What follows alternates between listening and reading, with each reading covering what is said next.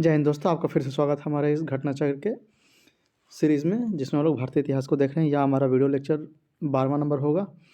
पहले के video lecture में हम लोगों ने प्राचीन भारत का इतिहास पूरा कर लिया, मध्यकालीन भारत का इतिहास पूरा हो गया है और आधुनिक भारत का इतिहास भी हो रहा है, जिसमें हम लोग अब तक पहुँच चुके हैं 33 नंबर चैप्टर गारवे इन्विन समझौता। 34 नंबर भी हो गया कांग्रेस का रांची अधिवेशन। अब शुरू होगा 35 नंबर चैप्टर गोलमेज सम्मेलन। तो ये आप जल्द ही यह किताब ही समाप्त होने वाला है। तो वीडियो में यहाँ तक बने रहने के लिए आप लोगों का मैं बहुत बहुत धन्यवाद करता हूँ। अगर आप लोग इस चैनल पर अभी तक नए हैं और चैनल को सब्सक्राइब नहीं किया तो प्लीज़ प्लीज़ प्लीज़ इसे सब्सक्राइब करके हमें सपोर्ट करें, ताकि हम और भी अच्छे से अच्छी वीडियो आपके लिए बना सकें और भी आपको जिससे फ़ायदा हो एग्ज़ाम में।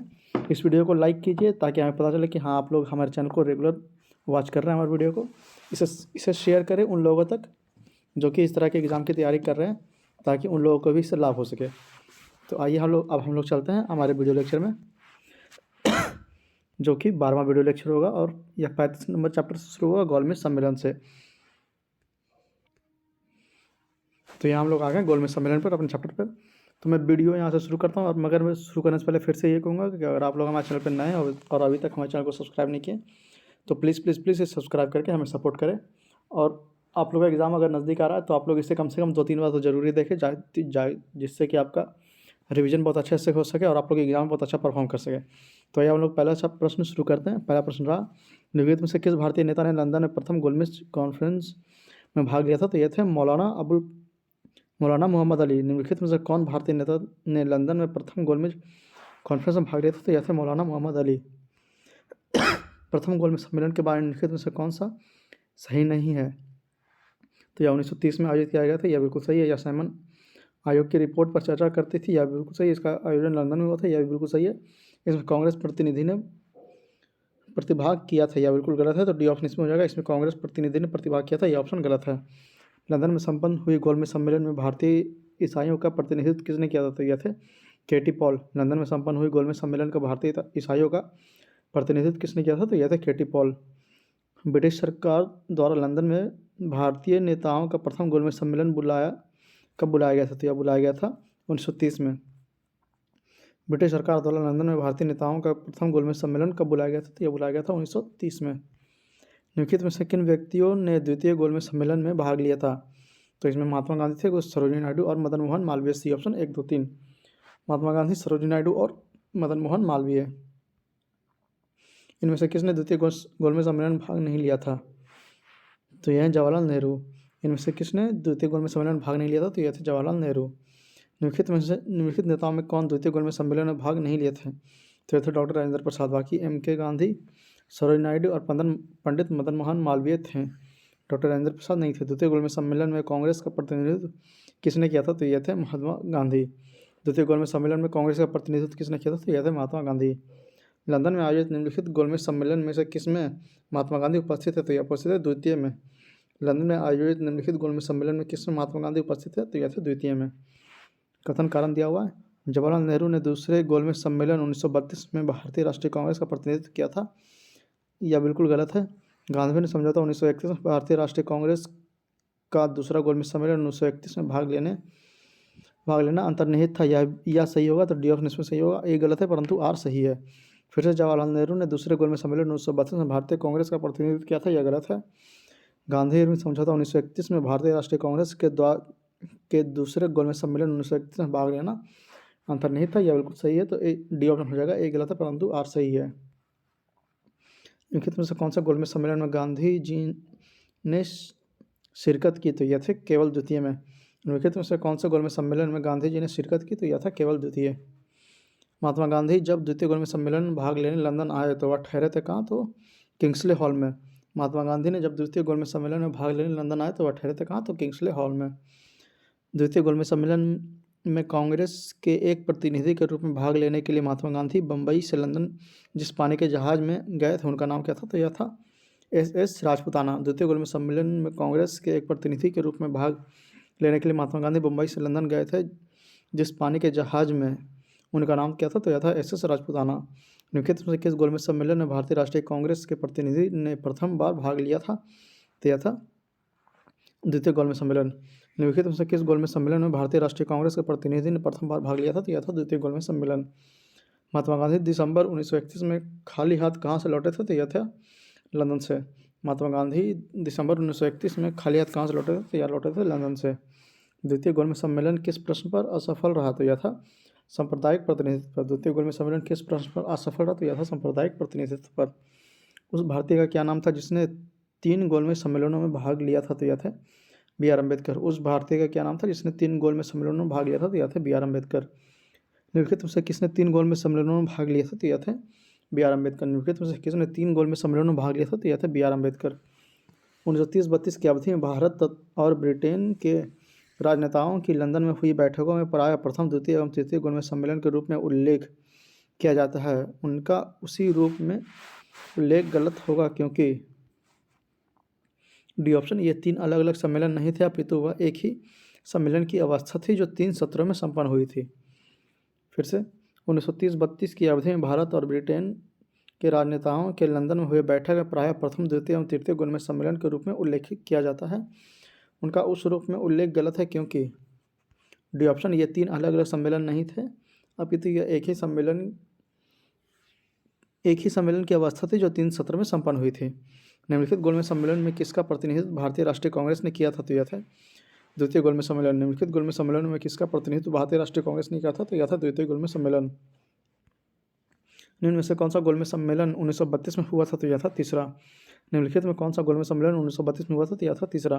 भारतीय राष्ट्रीय कांग्रेस ने किस गोलमेज सम्मेलन में भाग नहीं लिया था? तो यह था ई ऑप्शन, उपयुक्त में से एक से अधिक या उपयुक्त में से कोई नहीं। तो इसका आंसर हो जाएगा ए प्रथम और सी तृतीय। द्वितीय में भाग लिए थे।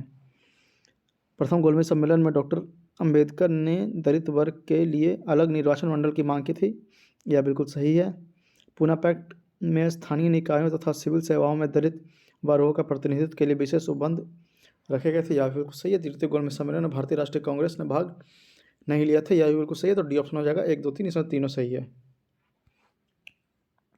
तो इसी के साथ यह चैप्टर हमारा समाप्त होता है। अब दूसरा चैप्टर शुरू होगा, सांप्रदायिक प्रचंड एवं पूना पैक्ट। तो पहला प्रश्न ये रहा, निम्नलिखित में से किसने सांप्रदायिक अधिनिर्णय घोषित किया? तो यह था रैमजे मैकडोनाल्ड। निम्नलिखित में से किसने सांप्रदायिक अधिनिर्णय घोषित किया था? तो यह था रैमजे मैकडोनाल्ड। अगस्त 1932 में रैमजे मैकडोनाल्ड के सांप्रदायिक प्रचंड के द्वारा पहली बार एक पृथक निर्वाचन समूह बनाया गया था। यह था अछूतों के लिए। अगस्त 1932 में रैमजे मैकडोनाल्ड के सांप्रदायिक प्रचंड के द्वारा पहली बार एक पृथक निर्वाचन समूह बनाया गया था। किसके द्वारा? तो अछूतों के लिए। ब्रिटिश सरकार ने, कथन कारण वाला प्रश्न, ब्रिटिश सरकार ने अगस्त 1932 में सांप्रदायिक पुरस्कार की घोषणा की। यह बिल्कुल सही है। इसके तहत प्रत्येक अल्पसंख्यक समुदाय के लिए विधानसभा में कुछ सीट सुरक्षित रखी गई थी जिसके लिए सदस्यों का चुनाव पृथक निर्वाचन मंडल से होता था। यह भी सही होगा। तो इसका आंसर ए हो जाएगा। एक ए और आर दोनों सही है और ए का सही स्पष्टीकरण आर है।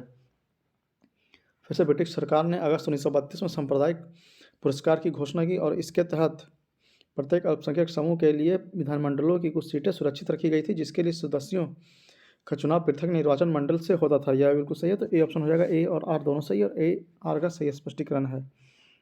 मैकडोनाल्ड के सांप्रदायिक प्रचंड ने किसे पृथक चुनाव क्षेत्र एवं आरक्षित सीट आवंटित नहीं किया था? तो यह था बौद्धों को, मुसलमानों को था, सिखों को था और अनुसूचित जातियों को था। मैकडोनाल्ड के सांप्रदायिक प्रचार्ट ने किसे पृथक चुनाव क्षेत्र आरक्षित नहीं किया था? तो यह था बौद्धों को। महात्मा गांधी ने पहला आमरण अनशन कब प्रारंभ किया था? तो यह था कम्युनल अवार्ड के समय। महात्मा गांधी ने पहला आमरण अनशन कब प्रारंभ किया था? तो यह था कम्युनल अवार्ड के समय। 1932 में महात्मा गांधी ने मरणोपरांत उपवास प्रधानता इसलिए किया कि रैमजे मैकडोनाल्ड ने सांप्रदायिक अधिनिर्णय कम्युनल अवार्ड की घोषणा की थी। 1932 में महात्मा गांधी ने मरणोपरांत उपवास प्रधानता इसलिए की कि रैमजे मैकडोनाल्ड ने सांप्रदायिक अधिनिर्णय कम्युनल अवार्ड की घोषणा की थी। 7 नंबर प्रश्न, सांप्रदायिक अवार्ड एवं पूना पैक्ट में क्रमशः दलित वर्ग के लिए कितने सीट दिए गए? यथा क्रमशः 71 व 147। सांप्रदायिक अवार्ड एवं पूना पैक्ट में क्रमशः दलित वर्ग के लिए कितने सीट दिए गए? तो यह था 71 और 147। पूना पैक्ट संबंधित था किससे? तो यह था दलित वर्ग से। पूना पैक्ट संबंधित था किससे? दलित वर्ग से। पूना समझौता का उद्देश्य था क्या? यह था दलित वर्ग को प्रतिनिधित्व देना। पूना समझौता का उद्देश्य क्या था? तो यह था दलित वर्ग को प्रतिनिधि देना। यहाँ पे कथन कारण वाला प्रश्न है। पूना पैक्ट में कम्युनल अवार्ड के उद्देश्य को धराशायी कर दिया, यह बिल्कुल सही है। उसके माध्यम से संसद एवं विधानसभा में अनुसूचित जातियों एवं अनुसूचित जनजातियों की सीट आरक्षण का मार्ग प्रशस्त हो गया, यह भी सही है। तो ए ऑप्शन हो जाएगा। ए और आर दोनों सही है और आर ए की सही व्याख्या करता है। पूना पैक्ट ने कम्युनल अवार्ड के उद्देश्य को धराशायी कर दिया, यह बिल्कुल सही है। उसके माध्यम से संसद एवं विधानसभा में अनुसूचित जातियों एवं अनुसूचित जनजातियों की सीट आरक्षण का मार्ग प्रशस्त हो गया। तो ए ऑप्शन हो जाएगा। ए और आर दोनों सही है और आर ए का सही स्पष्टीकरण करता है। श्री बी आर अम्बेडकर व गांधी जी के बीच एक समझौता हुआ था जो कहलाता है पूना समझौता। श्री बी आर अम्बेडकर व गांधी जी के बीच एक समझौता हुआ था जो कहलाता है पूना समझौता। पूना पैक्ट पर हस्ताक्षर किए थे, तो इसका आंसर स्टार मार्क दिया हुआ है यहाँ पे, आप लोग इसे विशेष विवरण बॉक्स में पढ़ सकते हैं। सांप्रदायिक अधिनिर्णय की घोषणा के पश्चात निम्नलिखित में से किसे सांप्रदायिक संपादित किया गया? तो यह था पूना समझौता। सांप्रदायिक अधिनिर्णय की घोषणा के पश्चात निम्नलिखित में से किसे संपादित किया गया था? तो यह था पूना समझौता। निम्नलिखित में से किसे ऐतिहासिक 1932 में पूना समझौता पर हस्ताक्षर नहीं किए थे? तो यह थे एम के गांधी। निम्नलिखित में से किसने ऐतिहासिक 1932 के पूना समझौता पर हस्ताक्षर नहीं किए थे? तो यह थे एम के गांधी। 1932 के पूना पैक्ट के बाद हरिजन सेवक संघ की स्थापना की गई थी, इसके अध्यक्ष थे घनश्याम दास बिरला। 1932 में पूना पैक्ट के बाद हरिजन सेवक संघ की स्थापना हुई थी, इसके अध्यक्ष कौन थे? तो यह थे Ghanshyam Das Birla. All India अनचैरिटेबिलिटी league, बाद में जिसका नाम बदलकर हरिजन सेवक संघ हुआ, इसके प्रथम अध्यक्ष निम्नलिखित में से कौन थे? तो यह थे JD. Birla. All India untouchability league, बाद में जिसका नाम बदलकर हरिजन सेवक संघ हुआ, इसके प्रथम अध्यक्ष निम्नलिखित में से कौन थे? तो यह थे जे.डी. बिरला।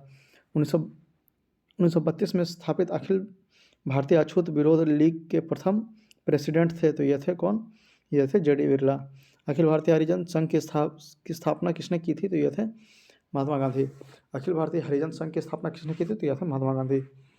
हरिजन सेवक संघ का पूर्ण नाम क्या था? तो यह था all India anti untouchability league. Harijan Sevak Sangh की पूर्ण नाम क्या था? तो यह था all India anti untouchability league. दलित वर्गों का संघ स्थापित किया गया था बाबू जगजीवन राम द्वारा। दलित वर्गों का संघ स्थापित किया गया था किसके द्वारा? तो बाबू जगजीवन राम द्वारा। निम्नलिखित में से किसने कहा था महात्मा गांधी क्षणिक भूत की भांति धूल उठाते हैं लेकिन स्तर नहीं? तो यह थे डॉक्टर बी आर अम्बेडकर। निम्नलिखित में से किसने कहा था महात्मा गांधी क्षणिक भूत की भांति धूल उठाते हैं लेकिन स्तर नहीं? तो यह था डॉक्टर बी आर अम्बेडकर। तो इसके साथ हमारा यह चैप्टर भी समाप्त होता है। अब शुरू होगा कांग्रेस सोशलिस्ट पार्टी 1934। तो मैं शुरू करने से पहले आपसे यही कहूँगा कि अगर आप लोग हमारे चैनल पर नए हैं तो प्लीज़ सब्सक्राइब करके हमें सपोर्ट करें। कांग्रेस सोशलिस्ट पार्टी की पहली बैठक हुई थी कहाँ? तो यह था पटना में। कांग्रेस सोशलिस्ट पार्टी की पहली बैठक हुई थी कहाँ? पटना में। कांग्रेस सोशलिस्ट पार्टी की पहली बैठक पटना में हुई थी वर्ष 1934 में। कांग्रेस सोशलिस्ट पार्टी की पहली बैठक पटना में हुई थी कब? तो 1934 में। कांग्रेस सोशलिस्ट पार्टी के संदर्भ में निम्नलिखित कथनों पर विचार कीजिए, तो देखना इनमें से कौन सा कथन सही है। तो इसने ब्रिटिश माल के बहिष्कार और करों के अपवंचन की वकालत की, यह गलत है। यह सर्वहारा वर्ग का अधिनायक स्थापित करना चाहती थी, यह भी गलत है।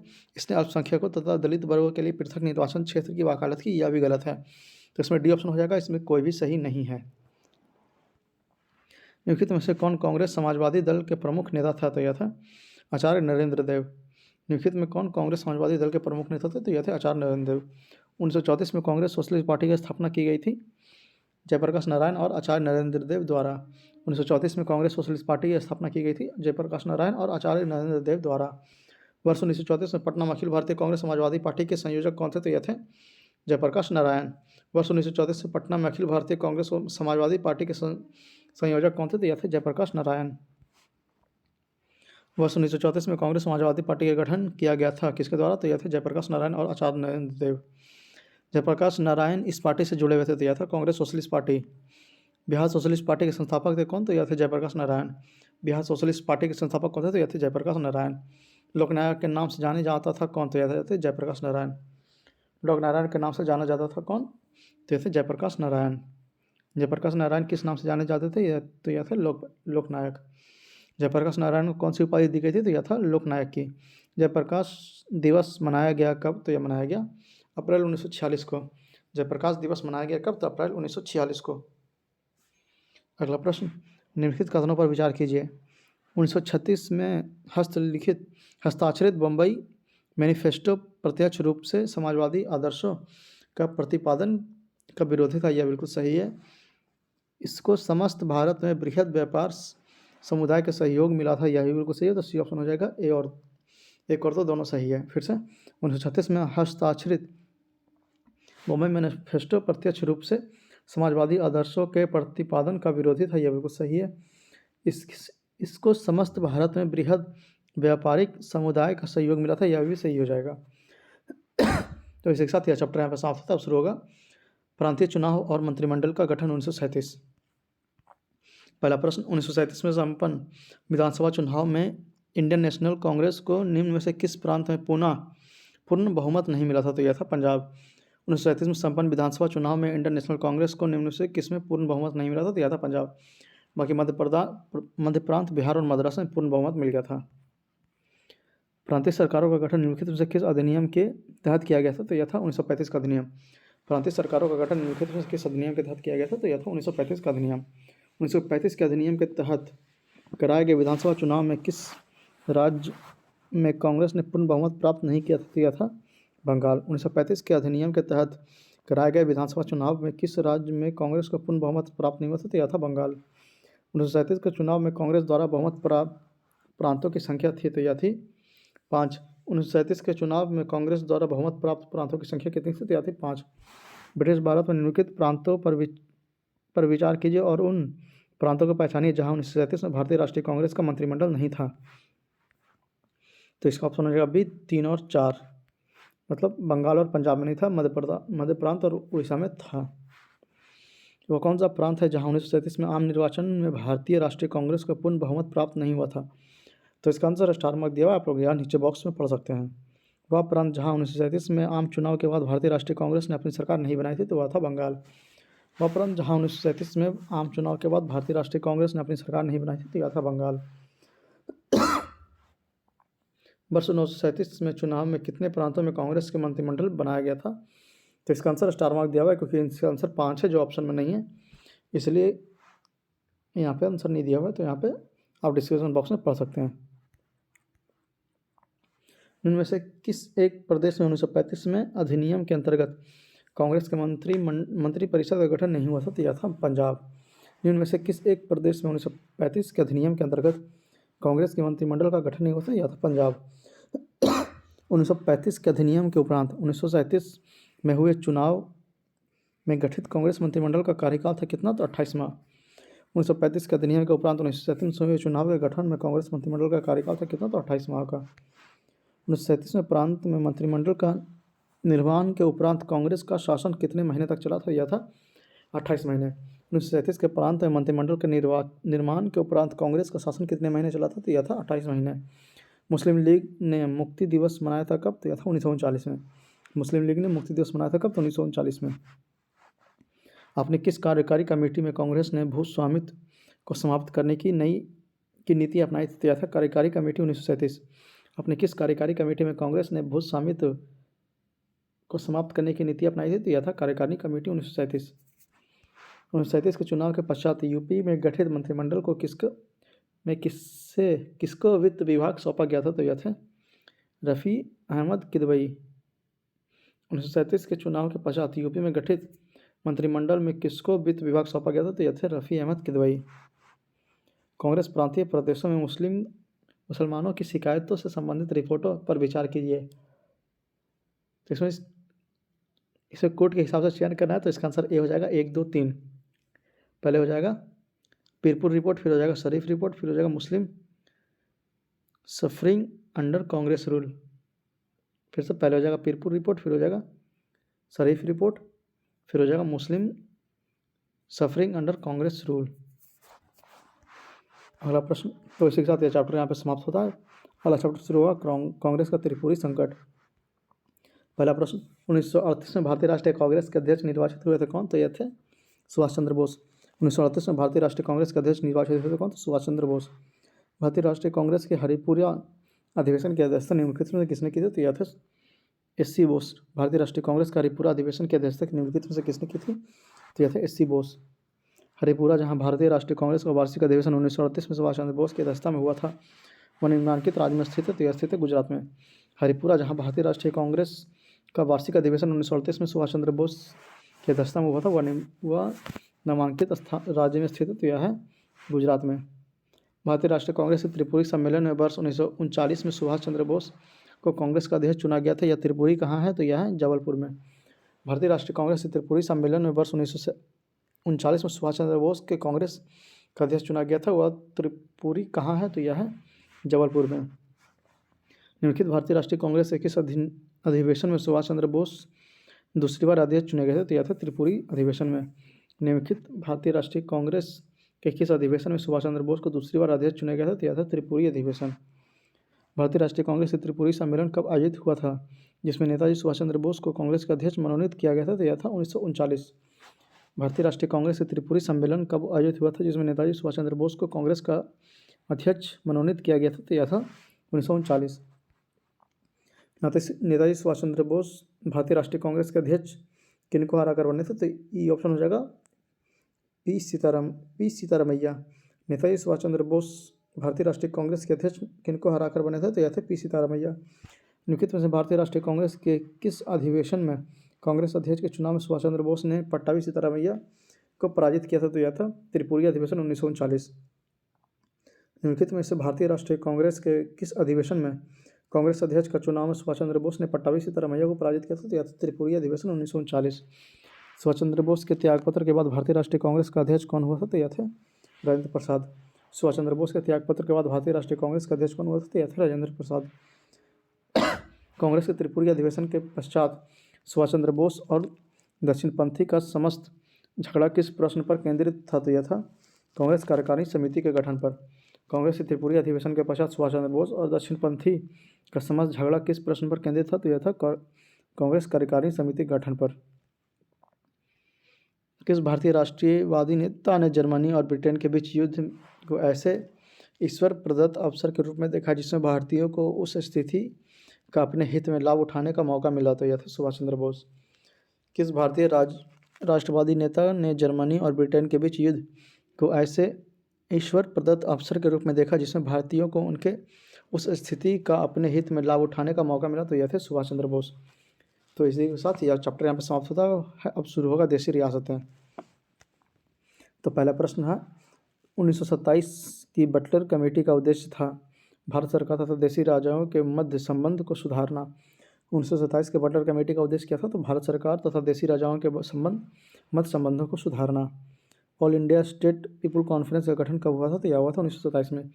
All India state people conference का गठन कब हुआ था? तो 1927 में। निम्नलिखित में से कौन 1939 में Bharat Prajamandal all India state people conference का अध्यक्ष थे? तो यह थे जवाहरलाल नेहरू। निम्नलिखित में से कौन 1939 में Bharat Prajamandal all India state people conference के अध्यक्ष थे? तो यह थे बस जवाहरलाल नेहरू। भारतीय संघ में रजवाड़ों का विलय अधिनियम किस सन में हुआ था? तो यह हुआ था 1947 में। भारतीय संघ में रजवाड़ों के विलय अधिकाधिक किस सन में हुआ था? तो यह हुआ था 1947 में। राज्यों की विलयीकरण जिसके नेतृत्व में हुआ था वह थे सरदार पटेल। राज्यों का विलयीकरण जिसके नेतृत्व में हुआ था वह थे सरदार पटेल। अन्य रजवाड़ों में भारत में विलय के बाद भी किन 3 राज्यों ने भारत में शामिल होना विलंबित किया था? बी ऑप्शन जूनागढ़, हैदराबाद और जम्मू कश्मीर। अन्य रजवाड़ों के भारत में विलय होने के बाद भी किन 3 राज्यों ने भारत में शामिल होने पर विलंबित किया थे? जूनागढ़, हैदराबाद और जम्मू कश्मीर। जम्मू एवं कश्मीर भारत का अभिन्न अंग बना कब? तो यह बना था 26 अक्टूबर 1947। भारत एवं जम्मू कश्मीर भारत का अभिन्न अंग बना था कब? तो 26 अक्टूबर 1947 में। भारतवर्ष के विभाजन के समय ब्रिटिश शासन के निम्नलिखित में से किस एक प्रांत ने एक संयुक्त एवं स्वतंत्र अस्तित्व के लिए योजना सामने रखी? तो यह था पंजाब। भारतवर्ष के विभाजन के समय ब्रिटिश भारत के निम्नलिखित में से किस एक प्रांत ने एक संयुक्त एवं स्वतंत्र अस्तित्व के लिए योजना सामने रखी थी? तो यह था पंजाब। निम्नलिखित देशी राज्यों में से कौन यथावत स्टैंड स्टिल समझौते पर पक्षधर था? तो यह था हैदराबाद। निम्नलिखित देशी राजाओं में कौन यथावत स्टैंड स्टिल समझौते पर पक्षधर था? तो यह था हैदराबाद। इसी के साथ यह चैप्टर यहाँ पे समाप्त होता है। अब शुरू होगा द्वितीय विश्व युद्ध, अगला चैप्टर। पहला प्रश्न, द्वितीय विश्व युद्ध के संबंध में भारतीय राष्ट्रीय कांग्रेस का क्या नीति थी? तो यह था पूर्ण स्वतंत्रता पर आश्वासन मिलने पर ब्रिटिश का सहयोग। द्वितीय विश्व युद्ध के संबंध में भारतीय राष्ट्रीय कांग्रेस का क्या नीति था? तो यह था पूर्ण स्वतंत्रता के आश्वासन मिलने पर ब्रिटेन को सहयोग। यहाँ पे कथन कारण दिया हुआ, द्वितीय विश्व युद्ध में भारतीय राष्ट्रीय कांग्रेस ने अंग्रेजों को सहयोग प्रदान किया था। यह बिल्कुल सही है या बिल्कुल गलत है? क्योंकि उन्हें पूर्ण स्वराज प्राप्त होने की आशा थी, तो यह भी गई है, यह भी गलत है। तो बी ऑप्शन हो जाएगा। एस और आर दोनों असत्य हैं। फिर से, द्वितीय विश्व युद्ध में भारतीय राष्ट्रीय कांग्रेस ने अंग्रेजों को सहयोग प्रदान किया था, यह गलत है। उन्होंने क्योंकि उन्हें पूर्ण स्वराज प्राप्त होने की आशा थी, यह भी गलत है। तो ए और आर दोनों असत्य हो जाएगा। यहाँ पे कथन कारण का प्रश्न है, वर्ष 1939 में सभी प्रांतों में कांग्रेस मंत्रिमंडल ने त्यागपत्र दे दिया, यह बिल्कुल सही है। और कांग्रेस ने द्वितीय विश्व युद्ध के संदर्भ में वायसराय के जर्मनी के विरुद्ध युद्ध घोषित कर देने के निर्णय में स्वीकार नहीं किया, तो यह भी निर्णय को स्वीकार नहीं किया, यह भी सत्य है। तो ए और आर दोनों सही हो जाएगा और आर ए की सही व्याख्या करता है। फिर से, वर्ष 1939 में सभी प्रांतों में कांग्रेस मंत्रिमंडलों ने त्यागपत्र दे दिया था।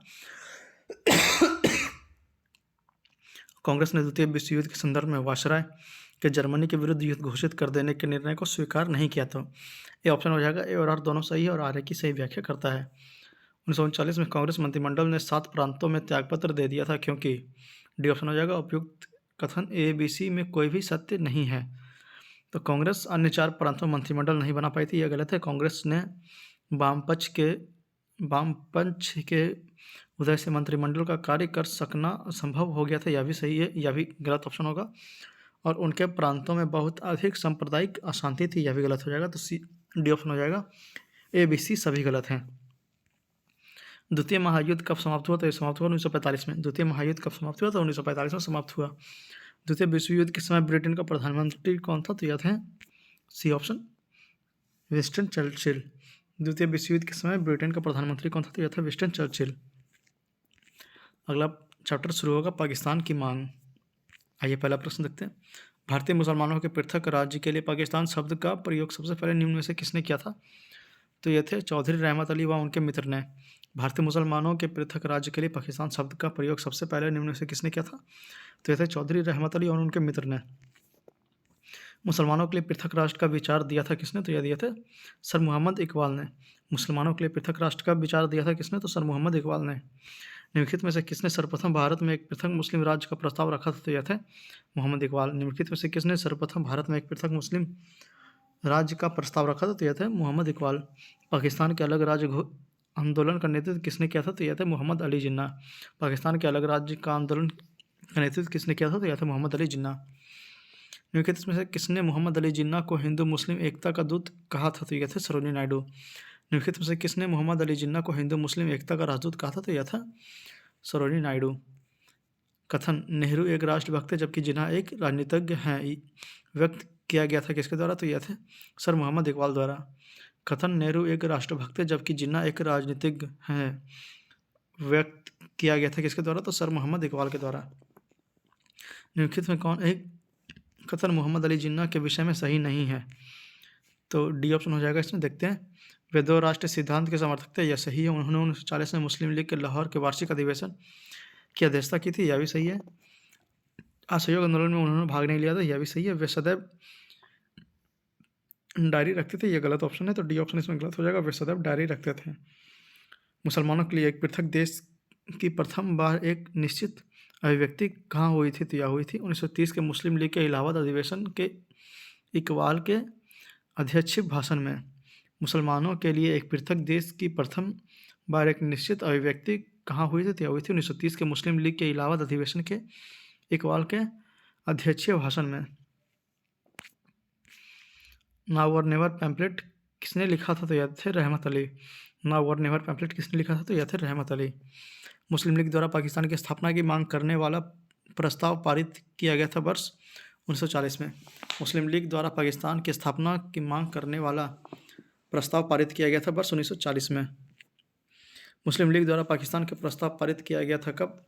तो मार्च 1940 में। मुस्लिम लीग द्वारा पाकिस्तान का प्रस्ताव पारित किया गया था तो कब? तो 1940 में। वर्ष 1940 में मुस्लिम लीग के अधिवेशन में पाकिस्तान का सृजन का प्रस्ताव किसने रखा था? तो यह थे खुली कुजमा।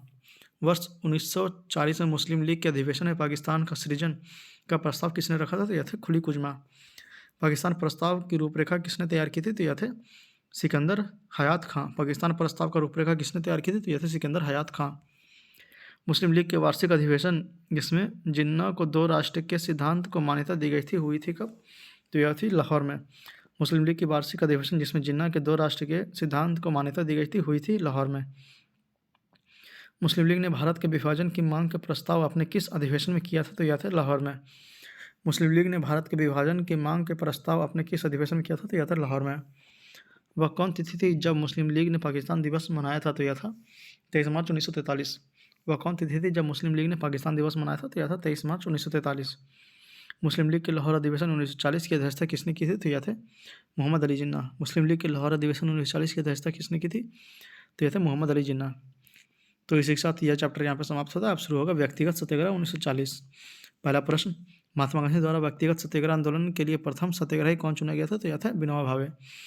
महात्मा गांधी द्वारा व्यक्तिगत सत्याग्रह आंदोलन के लिए प्रथम सत्याग्रही कौन चुने गए थे? तो यह थे विनोबा भावे। व्यक्तिगत सत्याग्रह आंदोलन के प्रधान सत्याग्रही कौन थे? तो यह थे विनोबा भावे। व्यक्तिगत सत्याग्रह आंदोलन के प्रधान सत्याग्रही कौन थे? तो यह थे विनोबा भावे। व्यक्तिगत सत्याग्रह इंडिविजुअल सिविल डिसओबीडियंस किसने आरंभ किया था? तो यह थे विनोबा भावे। व्यक्तिगत सत्याग्रह में विनोबा भावे का प्रथम सत्याग्रही चुना गया था। दूसरा थे कौन? तो यह था पंडित जवाहरलाल नेहरू। व्यक्तिगत सत्याग्रह को विनोबा भावे को प्रथम सत्याग्रही चुना गया था। दूसरा कौन था? तो यह था पंडित जवाहरलाल नेहरू। सर्वोदय शब्द का प्रयोग सर्वप्रथम किसने किया था? तो यह थे महात्मा गांधी। सर्वोदय शब्द का प्रयोग सर्वप्रथम किसने किया था? तो यह थे महात्मा गांधी। तो इसी के साथ यह चैप्टर यहाँ पर समाप्त होता है। अब शुरू होगा क्रिप्स मिशन। पहला प्रश्न देखते हैं क्रिप्स मिशन का। भारत में क्रिप्स मिशन किस वर्ष आया था? तो यह आया था 1942 में।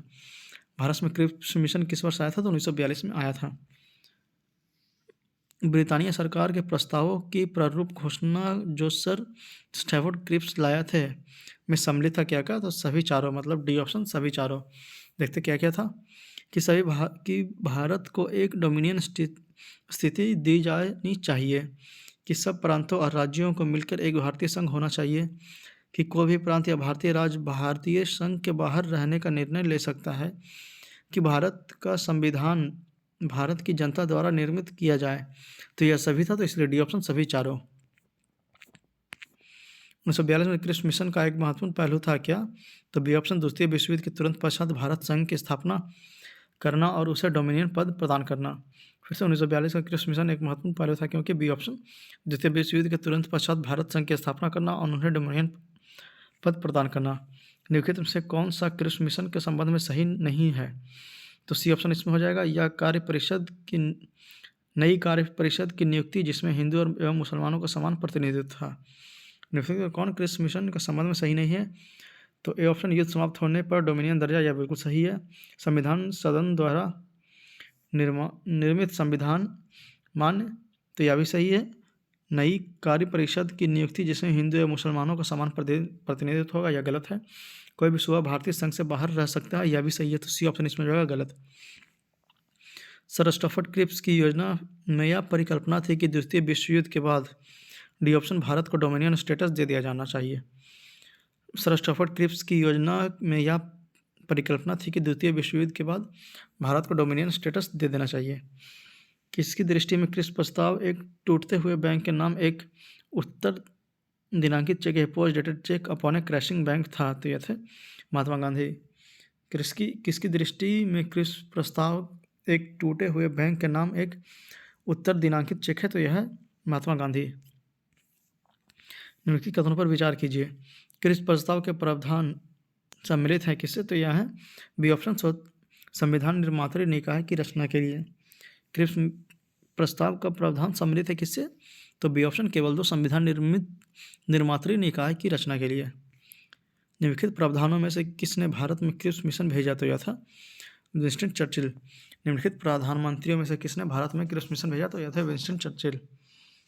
निम्नलिखित में से कौन क्रिप्स मिशन के साथ कांग्रेस के आधिकारिक वार्ताकार थे? तो यह थे पंडित जवाहरलाल नेहरू और मौलाना आज़ाद। निम्नलिखित में से कौन क्रिप्स मिशन के साथ कांग्रेस के आधिकारिक वार्ताकार थे? तो यह थे पंडित जवाहरलाल नेहरू और मौलाना आज़ाद। निम्नलिखित में से किसने गांधी जी के आंदोलनों को राजनीतिक फिरौती कहा, तो यह थे लॉर्ड लिनलिथगो। निम्नलिखित में से किसने गांधी जी के आंदोलनों को राजनीतिक फिरौती कहा, तो यह थे लॉर्ड लिनलिथगो। तो इसी के साथ यह चैप्टर यहाँ पर समाप्त होता है। अब शुरू होगा भारत छोड़ो आंदोलन। तो पहला प्रश्न देखते हैं। 6 जुलाई 1942 को वर्धा में महात्मा गांधी ने कांग्रेस की कार्यकारी समिति में अपने भारत छोड़ो आंदोलन की चर्चा की। तब उस समिति के अध्यक्ष थे कौन थे? ये थे मौलाना अबुल कलाम आज़ाद। 6 जुलाई 1942 को वर्धा में महात्मा गांधी ने कांग्रेस की कार्यकारी समिति में अपने भारत छोड़ो आंदोलन की चर्चा की। तब उस समिति के अध्यक्ष कौन थे? तो यह थे मौलाना अबुल कलाम आज़ाद।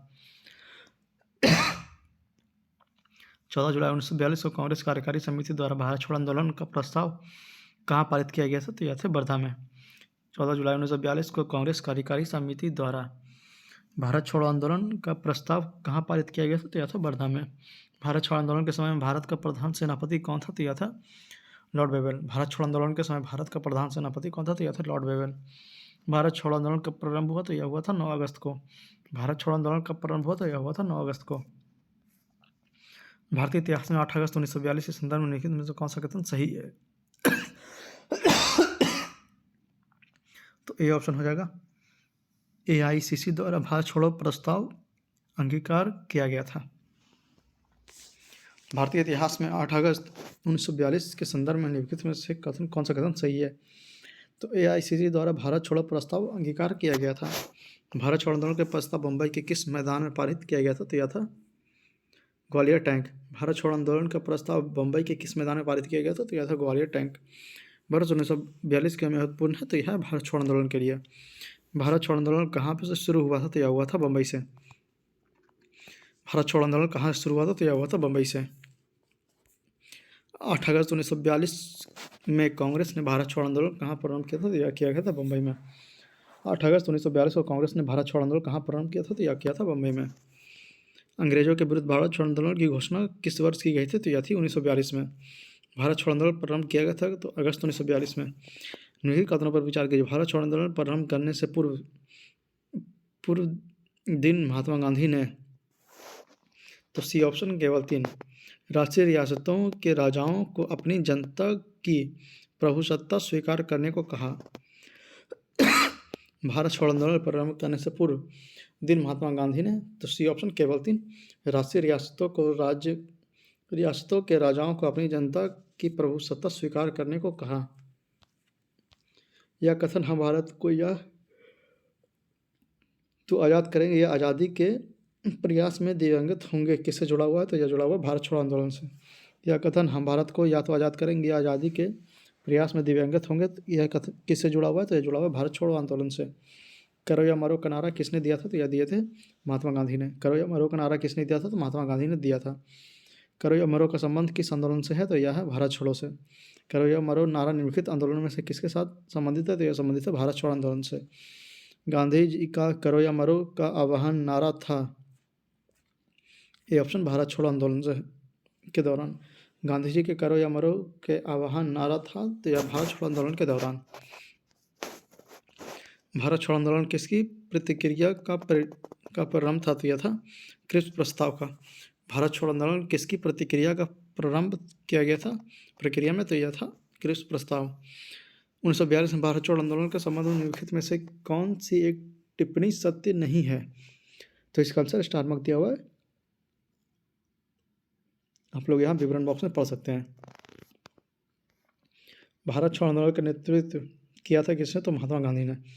भारत छोड़ो आंदोलन का नेतृत्व किया था किसने? महात्मा गांधी ने। 1942 में भारत छोड़ो आंदोलन के बारे में लिखित में से कौन सा कथन सत्य नहीं है?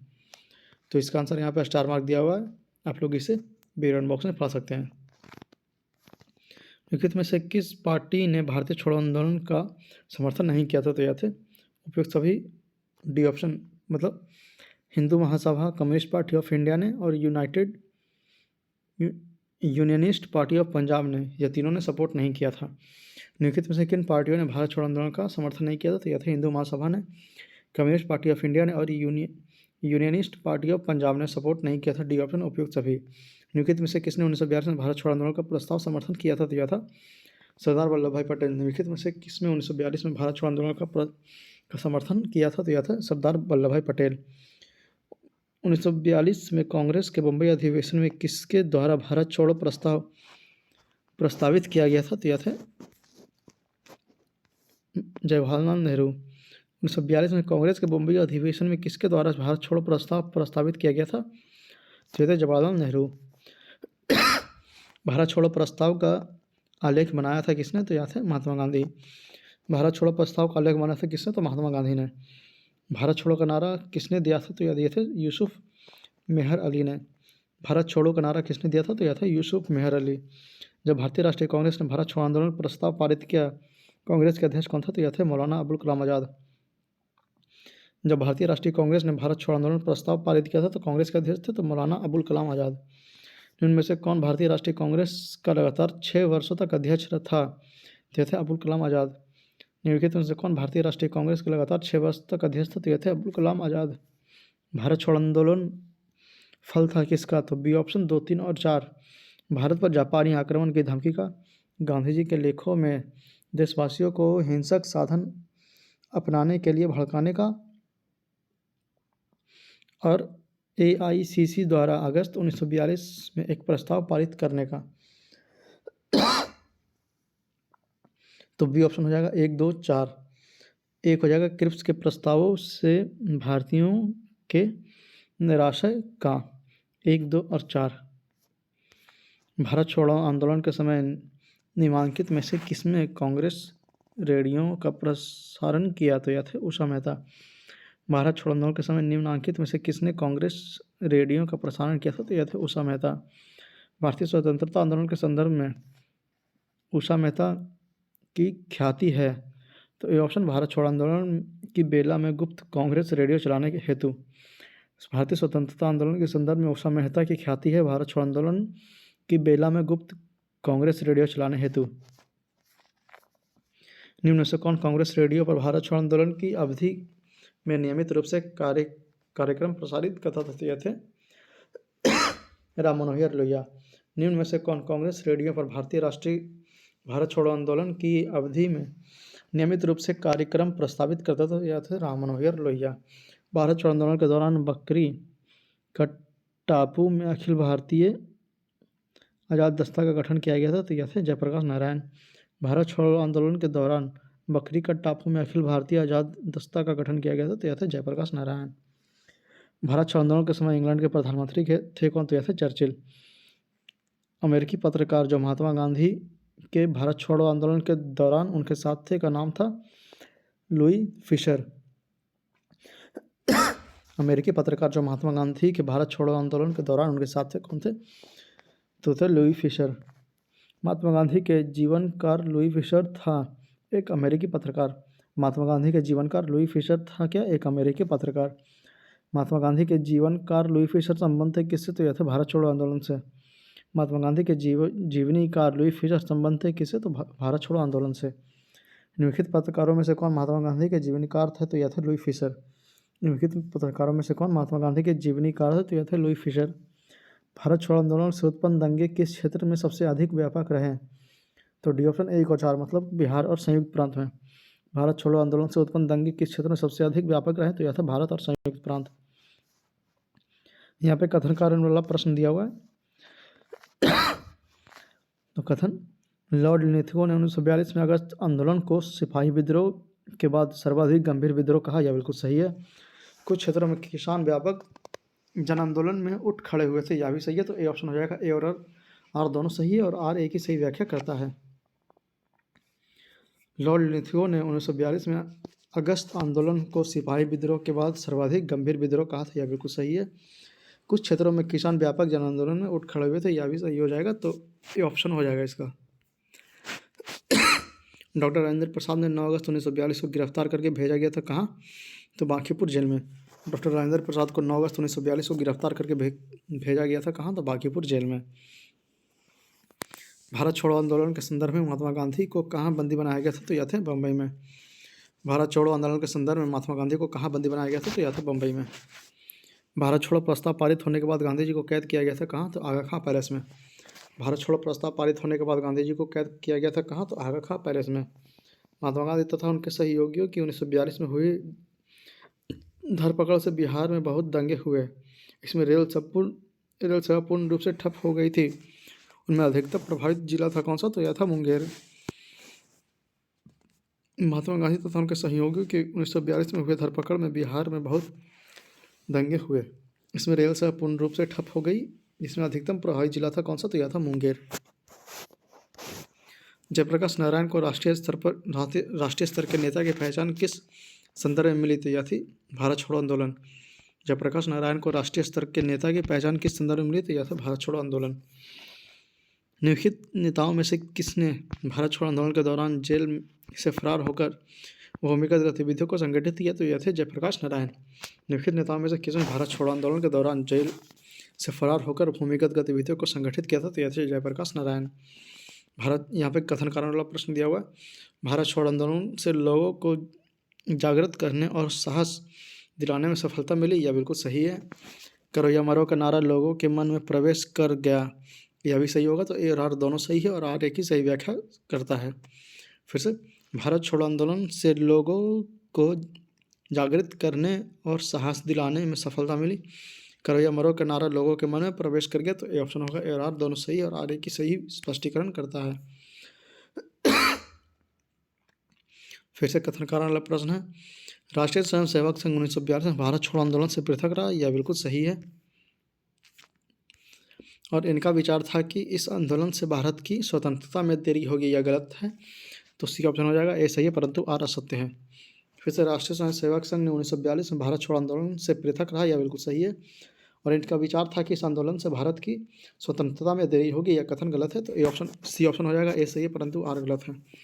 फिर से कथन कारण भारत छोड़ो आंदोलन के परिणाम स्वरूप अंग्रेज और मुस्लिम कांग्रेस के प्रति समान संघर्ष का कारण एक दूसरे के नज़दीक आ गया, यह भी बिल्कुल सही है। जिन्ना ने ब्रिटिश सरकार के पक्के सहयोगी की तरह कार्य किया और मुसलमानों को 1942 के कांग्रेस आंदोलन से दूर रहने के लिए कहा, यह भी सही होगा। तो ए और आर दोनों सही और आर की सही स्पष्टीकरण करता है। फिर से, भारत छोड़ो आंदोलन के परिणाम स्वरूप अंग्रेज और मुस्लिम कांग्रेस के प्रति समान घेरने के कारण एक दूसरे के नज़दीक आ गए थे।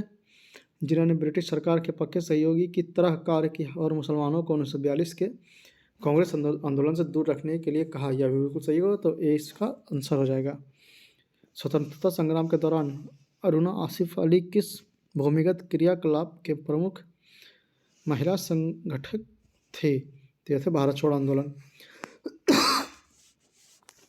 स्वतंत्रता संग्राम के दौरान अरुणा आसिफ अली किस भूमिगत क्रियाकलाप के प्रमुख महिला संगठक थी? तो यह थी भारत छोड़ो आंदोलन। निम्नलिखित में से किस आंदोलन के समय अरुणा आसिफ अली जुड़ी हुई थी? तो यह थी भारत छोड़ो आंदोलन। निम्नलिखित में से किस आंदोलन के साथ अरुणा आसिफ अली जुड़ी हुई थी? तो यह थी भारत छोड़ो आंदोलन। निम्नलिखित में से किस एक आंदोलन के साथ अरुणा आसिफ अली जुड़ी हुई थी? तो यह थी भारत छोड़ो आंदोलन। नीचे कुछ स्थान की सूची दी गई है, उनमें निम्नलिखित कीजिए जहां भारत छोड़ो आंदोलन में समानांतर सरकार की स्थापना की गई थी। तो ए ऑप्शन हो जाएगा 1 और 2, बलिया और सतारा। नीचे कुछ स्थान की सूची दी गई है, उनमें निम्नलिखित कीजिए जहां भारत छोड़ो आंदोलन ने समानांतर सरकार की स्थापना की थी। तो यह थी बलिया और सतारा। A option. निम्नलिखित में से किस वर्ष बंगाल के मिदनापुर जिले में जातीय सरकार की स्थापना हुई थी? तो यह हुआ था 1942 में। निम्नलिखित में से किस वर्ष बंगाल के मिदनापुर जिले में सरकार की स्थापना हुई थी? तो यह थी 1942। भारत छोड़ो आंदोलन के दौरान उत्तर प्रदेश के निम्नलिखित जिलों में से किसमें समानांतर सरकार की स्थापना की गई थी? तो यह था बलिया। भारत छोड़ो आंदोलन के दौरान उत्तर प्रदेश के निम्नलिखित जिलों में से किसमें समानांतर सरकार की स्थापना की गई थी? यह था बलिया। निम्नलिखित में से उत्तर प्रदेश के किस एक जनपद में भारत छोड़ो आंदोलन के दौरान समानांतर सरकार की स्थापना की गई थी? तो यह था बलिया। निम्नलिखित में से उत्तर प्रदेश के किस एक जनपद में भारत छोड़ो आंदोलन के दौरान समानांतर सरकार की स्थापना की गई थी? तो यह था बलिया। भारत छोड़ो आंदोलन के दौरान कलकत्ता बरुआ नामक एक कन्या ने जनता का एक जुलूस निकाला और पुलिस की परवाह न करते हुए थाने में घुसने का प्रयास में गोली खाई। यह घटना किस स्थान की है? तो यह है गोहपुर का। भारत छोड़ो आंदोलन के दौरान कनकलता बरुआ नामक एक कन्या ने जनता का एक जुलूस निकाला और पुलिस की परवाह न करते हुए थाने में घुसने का प्रयास में गोली खाई। यह घटना किस स्थान की है? तो यह है गोहपुर का। यहाँ पे कथन कारण वाला प्रश्न है। भारत छोड़ो आंदोलन में भारतीय राष्ट्रीय कांग्रेस की प्रकाष्ठा थी, यह बिल्कुल सही है। भारत छोड़ो आंदोलन के पश्चात शक्ति हस्तांतरण की प्रक्रिया की खोज समय की तलाश समय का तगाजा थी, यह भी बिल्कुल सही है। तो ए और आर दोनों सही है और आर एक ही सही स्पष्टीकरण करता है। अगला प्रश्न 59 नंबर। भारत छोड़ो आंदोलन के उपरांत श्री राजगोपालाचारी ने दिव्य द वे आउट नामक पैम्पलेट जारी किया? निम्नलिखित में से कौन सा एक प्रस्ताव इस पैम्पलेट में था? तो डी ऑप्शन हो जाएगा संवैधानिक गतिरोध का हल। भारत छोड़ो आंदोलन के उपरांत श्री राजगोपालाचारी ने द वे आउट पैम्पलेट जारी किया। निम्नलिखित में से कौन सा एक प्रस्ताव इस पैम्पलेट में था? तो यह था डी ऑप्शन संवैधानिक गतिरोध का हल। ऑपरेशन रूबिकॉन वह कुट शब्द है जिसे भारत में ब्रिटिश सरकार द्वारा निम्नलिखित में से किस संदर्भ में प्रयोग में लाया गया था? तो यह था ये ऑप्शन जेल में गांधी जी का आमरण अनशन। ऑपरेशन रूबिकॉन वह कुट शब्द है जिसे भारत में ब्रिटिश सरकार द्वारा निम्नलिखित में से किस संदर्भ में प्रयोग किया जाने लगा था? तो यह था जेल में गांधी जी का आमरण अनशन। तो इसी के साथ यह चैप्टर यहाँ पर समाप्त होता है 60 प्रश्न के साथ। अब शुरू होगा अगला चैप्टर सुभाष चंद्र बोस और आज़ाद हिंद फौज। तो आइए देखते हैं पहला प्रश्न इसका। नेताजी सुभाष चंद्र बोस का जन्म जिस नगर में हुआ था वह है कटक। नेताजी सुभाष चंद्र बोस का जन्म जिस नगर में हुआ था वह था कटक। वर्ष 1939 में कांग्रेस को छोड़ने के पश्चात सुभाष चंद्र बोस ने किस दल की स्थापना की? तो यह था फॉरवर्ड ब्लॉक। वर्ष 1939 में कांग्रेस को छोड़ने के पश्चात सुभाष चंद्र बोस ने जिस दल की स्थापना की वह था फॉरवर्ड ब्लॉक। सुभाष चंद्र बोस ने फॉरवर्ड ब्लॉक की स्थापना किस वर्ष की थी? तो यह था 1939 में। सुभाष चंद्र बोस ने फॉरवर्ड ब्लॉक की स्थापना किस वर्ष की थी? तो 1939 में की थी। फॉरवर्ड ब्लॉक की स्थापना किसने की थी? तो यह था सुभाष चंद्र बोस। आईएनए मानसिक पुत्र था किसका? तो डी ऑप्शन 1 और 4 मतलब ज्ञानी प्रतिम सिंह और मेजर आईवाची फुजीवारा का। फिर से आईएनए मानसिक पुत्र था किसका? तो यह था ज्ञानी प्रतिम सिंह का और मेजर आईवाची फुजीवारा का। D option. आईएनए किसके दिमाग की उपज थी और इसने इसकी स्थापना की? तो यह थे मोहन सिंह। आईएनए किसके दिमाग की उपज थी और किसने इसकी स्थापना की? तो यह थे मोहन सिंह। आज़ाद हिंद फौज का विचार किसने सुझाया था? तो यह सुझाया था मोहन सिंह ने। आज़ाद हिंद फौज का विचार किसने सुझाया था? तो यह था मोहन सिंह। भारतीय राष्ट्रीय सेना आईएनए की स्थापना किसने की किस वर्ष हुई थी? तो यह हुई थी 1942 में। भारतीय राष्ट्रीय सेना आईएनए की स्थापना किस वर्ष हुई थी? तो 1942 में हुई थी। आज़ाद हिंद फौज का प्रथम सेनापति था कौन? तो यह था मोहन सिंह। आज़ाद हिंद फौज के प्रथम सेनापति थे कौन? तो मोहन सिंह। आज़ाद हिंद सरकार के निर्माण की घोषणा की गई थी 21 अक्टूबर 1943 को। आज़ाद हिंद सरकार के निर्माण की घोषणा की गई थी 21 अक्टूबर 1943 को। सुभाष चंद्र बोस ने स्वतंत्र भारत की अंतरिम सरकार की स्थापना की घोषणा की थी 21 अक्टूबर 1943 को। सुभाष चंद्र बोस ने स्वतंत्र भारत की अंतरिम सरकार की स्थापना की घोषणा की थी 21 अक्टूबर 1943 को। 1943 में आज़ाद हिंद फौज का अस्तित्व में आया था तत्कालीन मलय में। 1943 में आज़ाद हिंद फौज अस्तित्व में आई कब? तो तत्कालीन मलय में। किस भारतीय कांग्रेस क्रांतिकारी ने सुभाष चंद्र बोस को इंडियन नेशनल आर्मी के गठन में सक्रिय सहयोग दिया था? तो यह थे रास बिहारी बोस। किस भारतीय क्रांतिकारी ने सुभाष चंद्र बोस को इंडियन नेशनल आर्मी के गठन में सक्रिय सहयोग दिया था? तो यह थे रास बिहारी बोस। आज़ाद हिंद फौज के प्रधान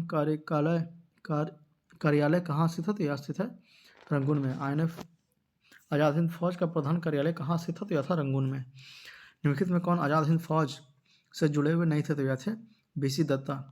निम्नलिखित में से कौन आज़ाद हिंद फौज से जुड़े हुए नहीं थे? तो यह थे बीसी दत्ता। किसने कहा था तुम मुझे खून दो मैं तुम्हें आज़ादी दूंगा? तो यह थे सुभाष चंद्र बोस। किसने कहा था तुम मुझे खून दो मैं तुम्हें आज़ादी दूंगा? तो यह थे सुभाष चंद्र बोस। अखिल भारतीय फॉरवर्ड ब्लॉक की स्थापना के लिए सुभाष चंद्र बोस ने कौन जुड़े और आईएनए आंदोलन के साथ भी जुड़े रहे? तो यह थे शिलभद्र याजी। अखिल भारतीय फॉरवर्ड ब्लॉक की स्थापना के लिए सुभाष चंद्र बोस से कौन जुड़े और आईएनए आंदोलन के साथ भी जुड़े रहे? तो यह थे शिलभद्र याजी। भारतीय स्वतंत्रता संघर्ष के दौरान निम्नलिखित में से किसने द फ्री इंडियन लीजन नामक सेना बनाई थी? तो यह थे सुभाष चंद्र बोस। भारतीय स्वतंत्रता संघर्ष के दौरान निम्नलिखित में से किसने द फ्री इंडियन लीजन नामक सेना बनाई थी? तो यह थे सुभाष चंद्र बोस। इनमें से किसने रानी लक्ष्मीबाई रेजिमेंट की स्थापना की? तो यह थे सुभाष चंद्र बोस। इनमें से किसने रानी लक्ष्मीबाई रेजिमेंट की स्थापना की? तो यह थे सुभाष चंद्र बोस।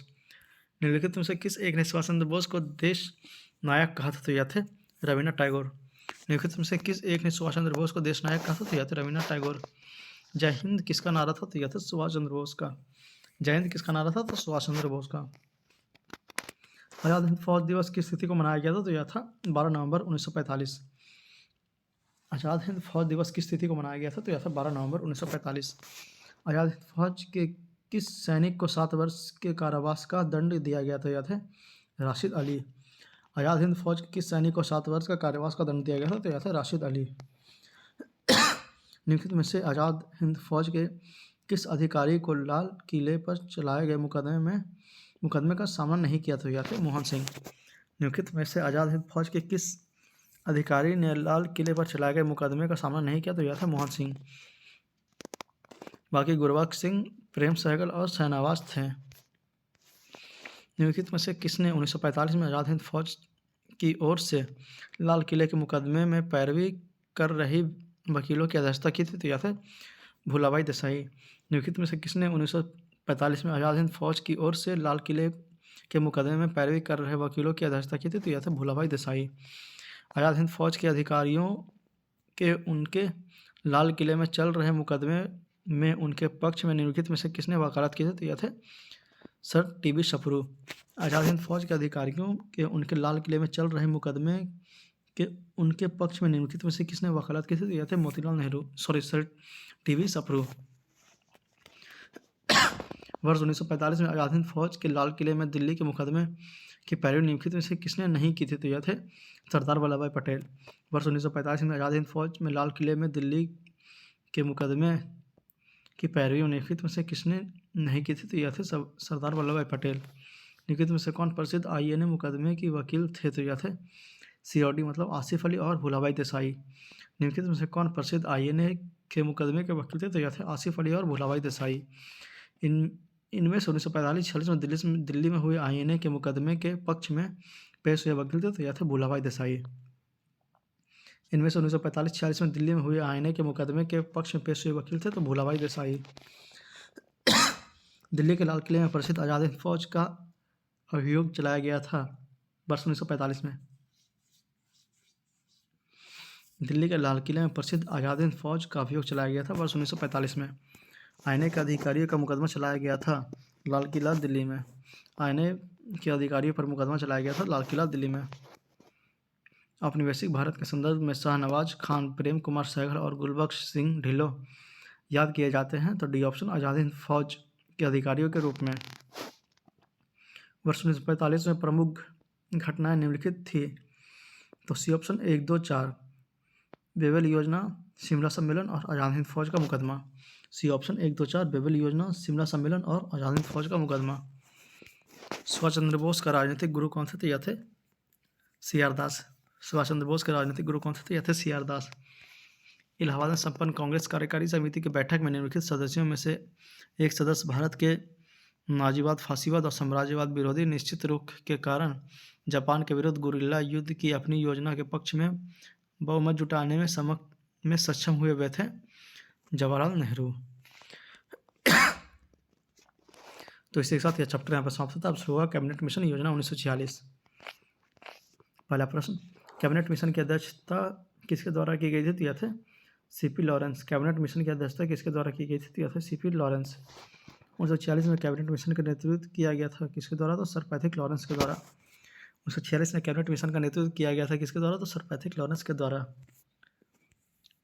इनमें से कौन कैबिनेट मिशन के सदस्य नहीं थे? तो यह थे बेबल। इनमें से कौन कैबिनेट मिशन के सदस्य नहीं थे? तो यह थे बेबल।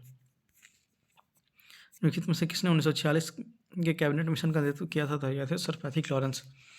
इनमें से किसने सन 1946 में कैबिनेट मिशन का नेतृत्व किया था? तो यह था सर पैथिक लॉरेंस।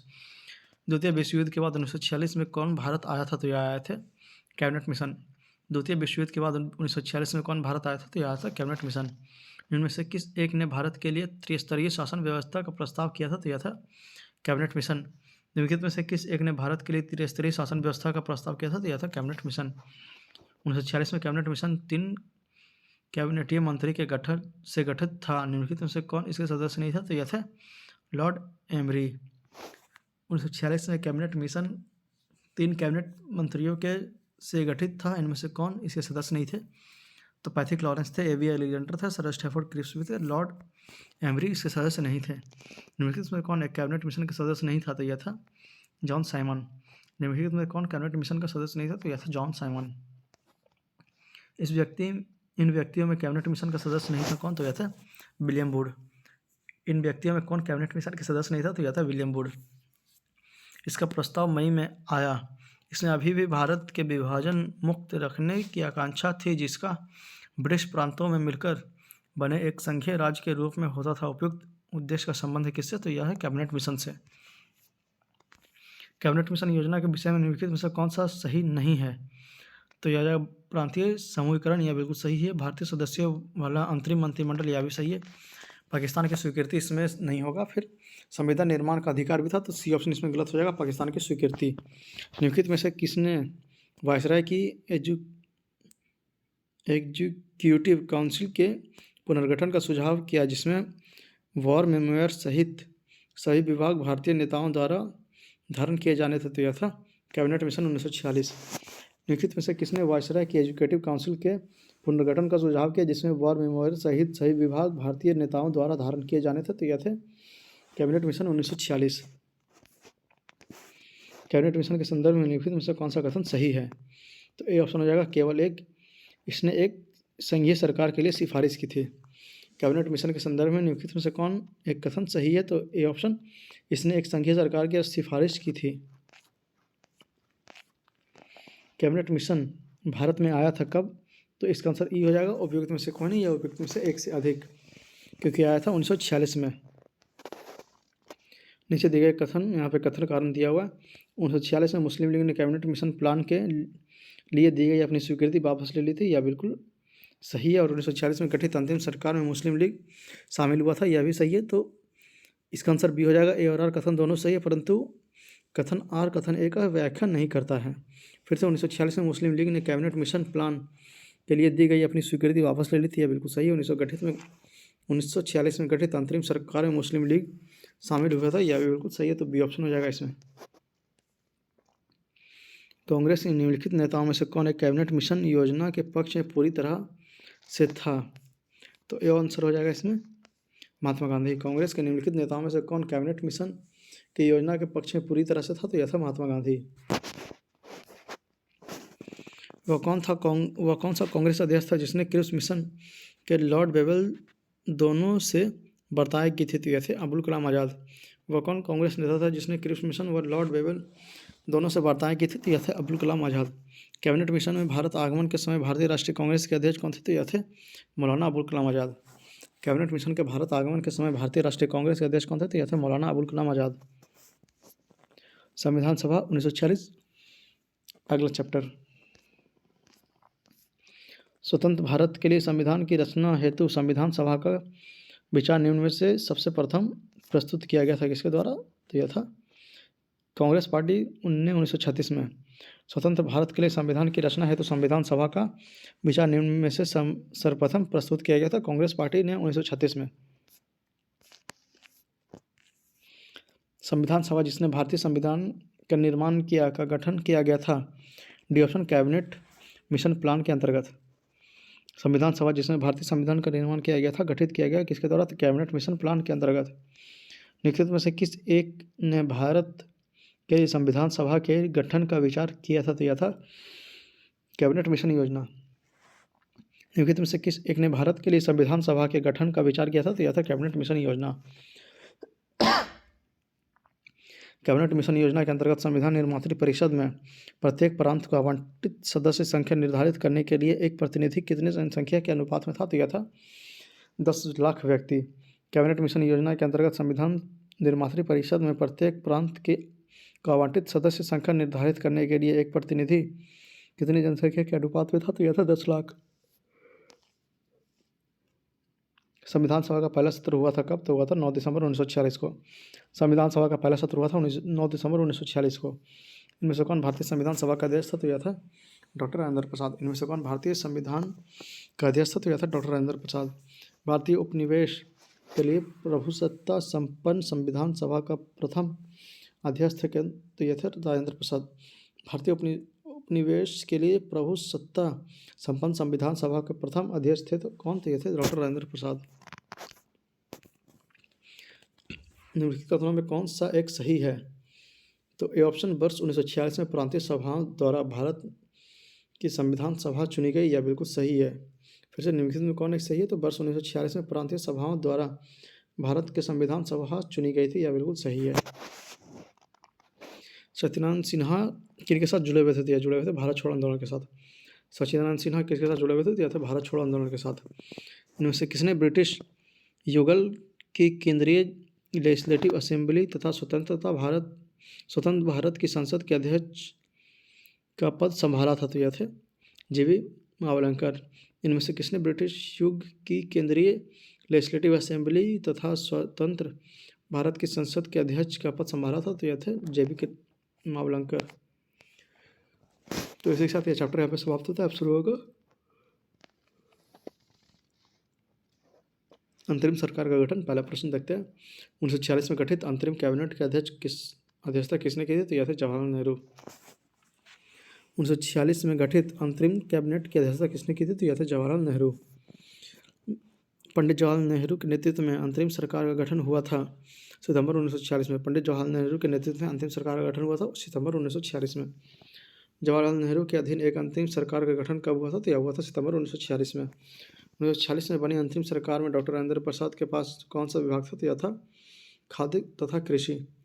1946 में बनी अंतरिम सरकार में डॉक्टर राजेंद्र प्रसाद के पास कौन सा विभाग था? तो यह था खाद्य एवं कृषि।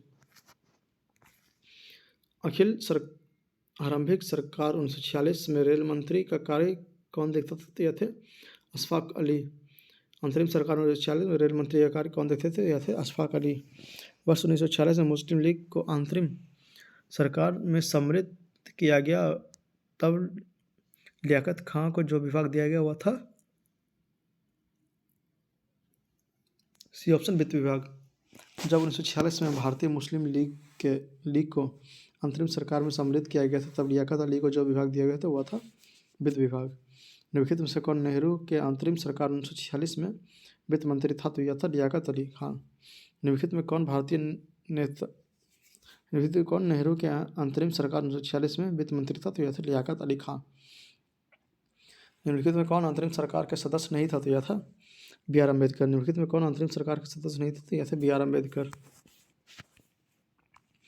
निम्नलिखित में कौन सितंबर 2, 1946 को गठित अंतरिम सरकार के मंत्री नहीं थे? तो यह थे BRC, लियाकत अली खां और Abdul Kalam Azad.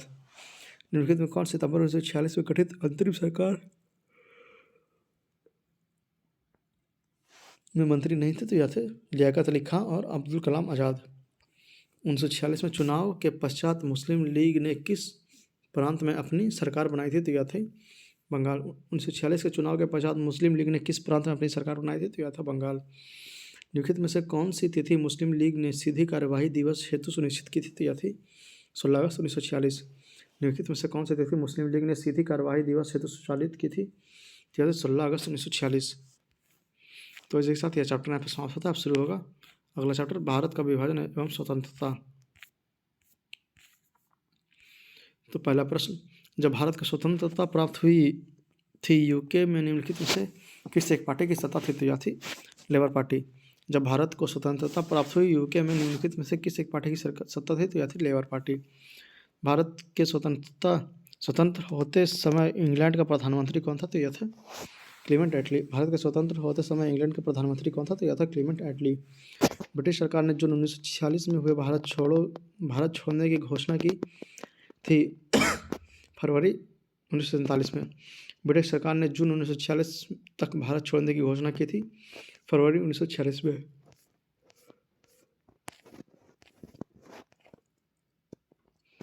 Lord Mountbatten viceroy के रूप में भारत आए थे कब? तो यथासंभव भारत को संयुक्त रखने की विशेष हिदायत के साथ। लॉर्ड माउंटबेटन वायसराय के रूप में भारत आए थे यथासंभव भारत को संयुक्त रखने की विशेष हिदायत के साथ। कौन सी योजना भारत स्वतंत्रता का आधार बनी? तो यह थे सी ऑप्शन माउंटबेटन योजना। कौन सी योजना भारतीय स्वतंत्रता का आधार बनी थी? तो यह थे माउंटबेटन योजना। माउंटबेटन योजना आधार बनी किसकी? तो बी और सी, मतलब सत्ता के हस्तांतरण की और देश का विभाजन की। माउंटबेटन योजना बनी किसके लिए? तो सत्ता के हस्तांतरण की और देश के विभाजन की। भारतीय स्वतंत्रता अधिनियम ब्रिटिश संसद द्वारा पारित किया गया था कब? तो यह था जुलाई 1947 में। भारतीय स्वतंत्रता अधिनियम the Indian independent act British सरकार द्वारा पारित किया गया था कब? तो जुलाई 1947 में। भारतीय स्वतंत्रता अधिनियम 1947 प्रभावी हुआ था जुलाई 18, 1947 को। भारतीय स्वतंत्रता अधिनियम 1947 प्रभावी हुआ जुलाई 18, 1947 को। भारत को वर्ष 1947 में सार्वभौम सत्ता सौंपने की योजना निम्न में से किस नाम से जानी गई? तो यह थी माउंटबेटन योजना। भारतीयों को वर्ष 1947 के में सार्वभौम सत्ता सौंपने की योजना निम्न में से किस नाम से जानी गई? तो यह थी माउंटबेटन योजना। भारत के विभाजन के संबंधित माउंटबेटन योजना की सरकारी तौर पर घोषणा की गई थी। तो यह थी 3 जून 1947 को। भारत के विभाजन से संबंधित माउंटबेटन योजना की सरकारी तौर पर घोषणा की गई थी 3 जून 1947 को। यहाँ पे कथन कारण वाला प्रश्न है, अंग्रेज ने भारत को 1947 में स्वतंत्रता प्रदान की, यह बिल्कुल सही है। अंग्रेज द्वितीय विश्व युद्ध के में निर्बल हो चुके थे, यह बिल्कुल सही है। तो ए और आर दोनों सही है और आर ए का सही व्याख्या करता है। फिर से अंग्रेज ने भारत को 1947 में स्वतंत्रता प्रदान की थी, यह बिल्कुल सही है। अंग्रेज द्वितीय विश्व युद्ध में निर्बल हो चुके थे, यह भी बिल्कुल सही है। फिर से कथन कारण वाला प्रश्न, स्वतंत्र भारत में ब्रिटेन की प्रभुसत्ता बनी रही, यह बिल्कुल गलत है। स्वतंत्र भारत के गवर्नर जनरल की नियुक्ति ब्रिटेन के प्रभु संपन्न शासन ने की थी, यह बिल्कुल सही है। तो डी ऑप्शन हो जाएगा। ए सही है, ए गलत है, परंतु आर सही है। फिर से स्वतंत्र भारत में ब्रिटेन की प्रभुसत्ता बनी रही, यह गलत है। स्वतंत्र भारत के गवर्नर जनरल की नियुक्ति ब्रिटेन के प्रभु संपन्न शासन ने की, यह बिल्कुल सही है। तो ए गलत है और आर सही है, डी ऑप्शन। भारतीय स्वाधीनता विधेयक को राजकीय स्वीकृति प्राप्त हुई थी, कब तो हुई थी? 18 जुलाई 1947 को। भारतीय स्वाधीनता दिवस की स्वीकृति राजकीय स्वीकृति प्राप्त हुई थी, कब तो 18 जुलाई 1947 को। भारत के विभाजन का बाल्कन प्लान उपज था किसका? तो यह था डब्ल्यू चर्चिल के मस्तिष्क का। भारत के विभाजन का बाल्कन प्लान उपज था किसका? तो डब्ल्यू चर्चिल के मस्तिष्क का। 1947 में भारतीय राष्ट्रीय कांग्रेस देश के विभाजन के लिए मुख्य रूप से इसलिए सहमत हुए क्योंकि सी ऑप्शन या बड़े पैमाने पर संभावित सांप्रदायिक दंगे को बचाना चाहते थे। 1947 में भारतीय राष्ट्रीय कांग्रेस ने विभाजन के लिए मुख्य रूप से इसलिए सहमत हुई क्योंकि वे बड़े पैमाने पर संभावित सांप्रदायिक दंगों से बचना चाहते थे। यहाँ पर कथन कारण का प्रश्न, भारतीय राष्ट्रीय कांग्रेस ने माउंटबेटन योजना को स्वीकार किया, यह बिल्कुल सही है। यह द्विराष्ट्र सिद्धांत को मानती थी, यह बिल्कुल गलत है। तो सी ऑप्शन हो जाएगा। ए सही है, परंतु आर गलत है। जैसे भारतीय राष्ट्रीय कांग्रेस ने माउंटबेटन योजना की स्वीकार किया, यह बिल्कुल सही है। वह द्विराष्ट्र सिद्धांत को मानती थी, यह गलत है। तो ए सही है, परंतु आर गलत है। भारत के विभाजन के विकल्प के रूप में गांधी जी ने माउंटबेटन को सुझाया था कि वे जिन्ना को सरकार बनाने के लिए आमंत्रित करें। भारत के विभाजन के विकल्प के रूप में गांधी जी ने माउंटबेटन को सुझाया था कि वे जिन्ना को सरकार बनाने के लिए आमंत्रित करें। रेडक्लिफ समिति किसके लिए नियुक्त की गई थी? तो यह थी भारत और पाकिस्तान के बीच सीमा का निर्धारण करने के लिए। रेडक्लिफ समिति किसके लिए नियुक्त की गई थी? तो यह था भारत और पाकिस्तान के बीच सीमा का निर्धारण करने के लिए। भारत विभाजन के संदर्भ में 1947 में नियुक्त सीमा आयोग की अध्यक्षता किसने की थी? तो यह थी रेडक्लिफ ने। भारत विभाजन के संदर्भ में 1947 में नियुक्त सीमा आयोग की अध्यक्षता किसने की थी? तो यह थे रेडक्लिफ ने। भारत के विभाजन को टालने के लिए अंतिम अवसर समाप्त हो गया था। सी ऑप्शन कैबिनेट मिशन को अस्वीकार करने के साथ ही। भारत के विभाजन को टालने की अंतिम अवसर समाप्त की गई थी, तो कैबिनेट मिशन को अस्वीकार करने के साथ ही। 15 जून 1947 को कांग्रेस के दिल्ली अधिवेशन में भारत के विभाजन का प्रस्ताव स्वीकार हुआ था। इस अधिनियम का अध्यक्ष थे कौन? तो यह थे आचार्य JV कृपलानी। 15 जुलाई 1947 को कांग्रेस के दिल्ली अधिवेशन में भारत के विभाजन का प्रस्ताव स्वीकार हुआ। इस अधिवेशन के अध्यक्ष कौन थे? तो यह थे आचार्य JV कृपलानी। सन 1947 में भारतीय राष्ट्रीय कांग्रेस के दिल्ली अधिवेशन की अध्यक्षता किसने की थी? तो यह थे JV कृपलानी ने। नई दिल्ली में 1947 में आयोजित अखिल भारतीय कांग्रेस समिति की बैठक में निम्नलिखित में से किसने विभाजन का प्रस्ताव का समर्थन किया था? तो यह थे डी ऑप्शन अब्दुल कलाम आज़ाद। नई दिल्ली में 1947 में आयोजित अखिल भारतीय कांग्रेस समिति की बैठक में निम्नलिखित में से किसने विभाजन के प्रस्ताव का समर्थन किया था? तो यह थे डी ऑप्शन अब्दुल कलाम आज़ाद। इनमें से किसने 1947 में कांग्रेस कमेटी की बैठक द्वारा विभाजन के प्रस्ताव को पारित होने को राष्ट्रवाद का संप्रदायवाद के पक्ष में समर्पण के रूप में लिखा तो यह थे डॉक्टर किचलू। निम्नलिखित में से किसने 1947 को कांग्रेस कमेटी की बैठक द्वारा विभाजन के प्रस्ताव को पारित होने के राष्ट्रवाद का संप्रदायवाद से पक्ष में समर्पण के रूप में लिखा तो यह थे डॉक्टर किचलू। अखिल भारतीय कांग्रेस कमेटी की 14 से 15 जून 1947 के संपन्न हुई बैठक में भारत विभाजन का विपक्ष में किसने मतदान किया था तो यह थे खान अबुल गफ्फार खां। अखिल भारतीय कांग्रेस कमेटी के 14-15 जून 1947 में संपन्न हुई बैठक में भारत विभाजन के विपक्ष में किसने मतदान किया था यह थे खान अबुल गफ्फार खां। 14-15 अगस्त 1947 को मध्यरात्रि को अंतरिम संसद के रूप में किसने सत्ता ग्रहण की तो यह थे संविधान सभा। 14-15 अगस्त 1947 को मध्यरात्रि को अंतरिम संसद के रूप में किसने सत्ता ग्रहण की तो यह थे संविधान सभा। 14-15 अगस्त 1947 को मध्यरात्रि केंद्रीय असेंबली में इकबाल के गीत हिंदुस्तान हमारा तथा जन गण मन किसने गाया था तो यह थे सुचेता कृपलानी। 14-15 अगस्त 1947 को मध्यरात्रि केंद्रीय असेंबली में इकबाल के गीत हिंदुस्तान हमारा और जन गण मन किसने गाया तो यह था सुचेता कृपलानी। पहले अवसर पर भारत के प्रधानमंत्री की नियुक्ति की गई थी तो यह थे गवर्नर जनरल ने। पहले अवसर पर भारत के प्रधानमंत्री की नियुक्ति की थी गवर्नर जनरल ने। स्वतंत्र भारत के प्रथम गवर्नर जनरल कौन थे तो यह थे लॉर्ड माउंटबेटन। स्वतंत्र भारत के प्रथम गवर्नर जनरल कौन थे तो यह थे लॉर्ड माउंटबेटन। निम्नलिखित में से कौन स्वतंत्र भारत के प्रथम गवर्नर जनरल था तो यह था लॉर्ड माउंटबेटन। निम्नलिखित में कौन स्वतंत्र भारत के प्रथम गवर्नर जनरल था तो यह था लॉर्ड माउंटबेटन। स्वतंत्र भारत का अंतरिम गवर्नर जनरल कौन था तो यह था ये ऑप्शन सी राजगोपालाचारी। स्वतंत्र भारत के अंतरिम गवर्नर जनरल कौन थे तो यह थे सी राजगोपालाचारी। स्वतंत्र भारत में पहले भारतीय गवर्नर जनरल थे कौन तो यह थे राजगोपालाचारी। स्वतंत्र भारत के पहले भारतीय गवर्नर जनरल कौन थे तो यह थे राजगोपालाचारी।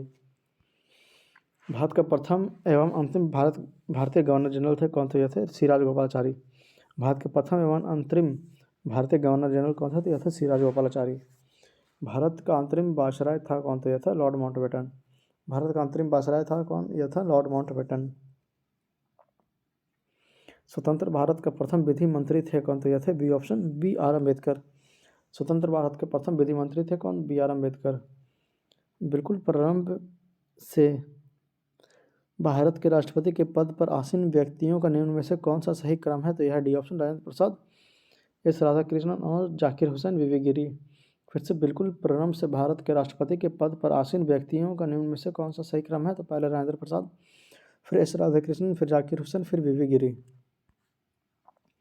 लॉर्ड माउंटबेटन की अध्यक्षता में बनी विभाजन परिषद में भारतीय राष्ट्रीय कांग्रेस का प्रतिनिधित्व किया था किसने तो बी ऑप्शन 2 और 3 जवाहरलाल नेहरू ने और सरदार पटेल ने।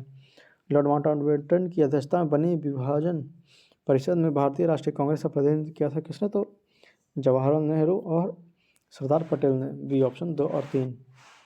माउंटबेटन योजना जून 1947 में निम्न में से किस या किन प्रांतों में लोक निर्यात संस्कृति की थी तो यह थी उपयुक्त सही मतलब सिंध में, बलूचिस्तान में और उत्तर पश्चिम सीमांत में। माउंटबेटन योजना जून 1947 में निम्न में से किन प्रांतों के लिए लोक निर्णयार्थ संस्तुति की थी तो यह थे बलूचिस्तान, उपयुक्त सही बलूचिस्तान, सिंध और उत्तर पश्चिम सीमा क्षेत्र। भारत के विभाजन के समय भारतीय राष्ट्रीय कांग्रेस के अध्यक्ष थे कौन तो यह थे जेबी कृपलानी। भारत के विभाजन के समय भारतीय राष्ट्रीय कांग्रेस के अध्यक्ष थे जेबी कृपलानी।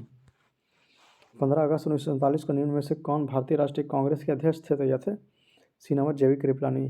15 अगस्त 1940 को निम्न में से कौन भारतीय राष्ट्रीय कांग्रेस के अध्यक्ष थे तो यह थे जेबी कृपलानी। भारतीय राष्ट्रीय कांग्रेस के 1947 के मेरठ में आयोजित अधिवेशन की अध्यक्षता किसने की थी तो यह थे जेबी कृपलानी। भारतीय राष्ट्रीय कांग्रेस के 1946 में मेरठ में आयोजित अधिवेशन की अध्यक्षता किसने की थी तो यह थे जेबी कृपलानी। अंग्रेजों द्वारा भारत को 1947 में सत्ता हस्तांतरित किए जाने के समय कांग्रेस के अध्यक्ष कौन थे तो यह थे जेबी कृपलानी। अंग्रेजों द्वारा भारत को 1947 में सत्ता हस्तांतरित किए जाने के समय भारत का अध्यक्ष कांग्रेस का अध्यक्ष कौन था तो यह थे जेबी कृपलानी। अगस्त 1947 में स्वतंत्रता दिवस के समारोह में निम्न में से कौन नेता कहीं भी सम्मिलित नहीं हुआ तो यह थे महात्मा गांधी। अगस्त 1947 में स्वतंत्रता दिवस के समारोह में निम्नलिखित में से कौन नेता कहीं भी सम्मिलित नहीं हुआ? तो यह थे महात्मा गांधी। संविधान को 26 जनवरी के दिन लागू करने का निर्णय इसलिए लिया गया क्योंकि सी ऑप्शन, कांग्रेस ने इस तिथि को 1930 में स्वतंत्रता दिवस के रूप में मनाया था। संविधान को 26 जनवरी के दिन लागू करने का निर्णय किया गया था क्योंकि सी ऑप्शन, कांग्रेस ने इस तिथि को 1930 में स्वतंत्रता दिवस के रूप में मनाया था। भारतीय राष्ट्रवाद ब्रिटिश राज की शिशु थी, यह कथन किसका है? तो यह है आर कॉपलैंड का। भारतीय राष्ट्रवाद ब्रिटिश राज की शिशु थी, यह कथन किसका है? तो यह है आर कॉपलैंड का। निम्न में से किसने कहा ब्रिटिश शासन की सबसे अधिक महत्वपूर्ण उपाधि भारत का एकीकरण था? तो यह था के.एम. पनिकर। निम्नलिखित में से किसने कहा कि ब्रिटिश शासन का सबसे अधिक महत्वपूर्ण उपलब्धि भारत का एकीकरण था? तो यह था के.एम. पनिकर। भारतीय स्वतंत्रता के समय अंग्रेजी महाराज था कौन? तो यह थे बी नंबर जॉर्ज सस्टम। भारत की स्वतंत्रता के समय अंग्रेजी महाराज था कौन? तो बी नंबर जॉर्ज सस्टम। तो इसी के साथ यह चैप्टर यहाँ पे समाप्त होता है। अगला चैप्टर शुरू होगा भारत का संवैधानिक विकास, मगर इस वीडियो को हम लोग यहीं पे समाप्त करेंगे। या भारत का संवैधानिक विकास से आगे का प्रश्न अगला वीडियो मिलेगा, तो आप लोग तब तक के लिए बने रहिए। इस वीडियो को हम यहीं पे रोकते हैं। तो आपसे फिर से यही अनुरोध रहेगा कि अगर आप लोग हमारे चैनल पे अभी तक बने रहें तो प्लीज़ इस चैनल को सब्सक्राइब कीजिए, इस वीडियो को ज़्यादा से ज़्यादा शेयर कीजिए और इस वीडियो को लाइक कीजिए ताकि हमें और प्रोत्साहन मिल सके, हम और अच्छे वीडियो आपके लिए बना सकें। और इस वीडियो को कम से कम 2-3 बार देखिए ताकि आपका रिवीजन बहुत अच्छे से हो सके और एग्जाम टाइम में आप लोग परफॉर्म बहुत अच्छे से कर सके। तो चलिए, धन्यवाद, मिलते हैं आपसे अगले वीडियो में। तब तक के लिए जय हिंद, जय भारत।